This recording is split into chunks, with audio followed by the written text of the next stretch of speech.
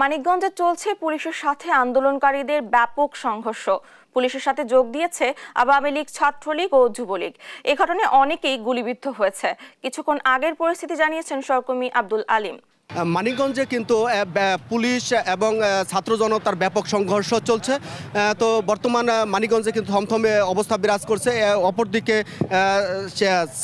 আন্দোলনকারী শিক্ষার্থী সহ সকল পেশা শ্রেণীর মানুষ কিন্তু এই আন্দোলনে যোগ দিয়েছেন। অপরদিকে পুলিশ কিন্তু শক্ত অবস্থানে রয়েছে এবং পুলিশ টিয়ার সেল এবং গোলাগুলি করছেন বলে দেখা গেছে এবং ছাত্রছাত্রীরা ইট পাটকেল নিক্ষেপ করছেন। আপনারা দেখতে পাচ্ছেন যে ছাত্র জনতা এক পাশে জড়ো হয়েছে এবং তারা নানান স্লোগান দিচ্ছে সরকার পতনের দাবি তুলে, এবং পুলিশ প্রশাসন হার্ড লাইনে রয়েছে এবং আপনারা শুনতেই পাচ্ছেন যে পুলিশ প্রশাসনের যে টিয়ার সেলের নিক্ষেপে এবং সেই শব্দ আপনারা শুনতে পাচ্ছেন।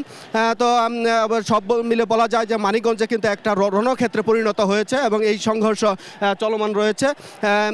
আরও যদি দেখা যায় যে আপনারা দেখছেন যে ঢাকার ইসা মহাসড়ক এবং শহরের প্রবেশ মধ্যে মানিকগঞ্জ বাস স্ট্যান্ড এলাকায় সেখানে যে রণক্ষেত্রের চিত্র, যে টায়ার জ্বালিয়ে এবং বিভিন্ন যে জ্বালানি কাঠ জ্বালিয়ে তারা বিক্ষুব্ধকারীরা অবস্থান করছেন এবং যে বিক্ষুব্ধ করছে এই বিক্ষুব্ধে কিন্তু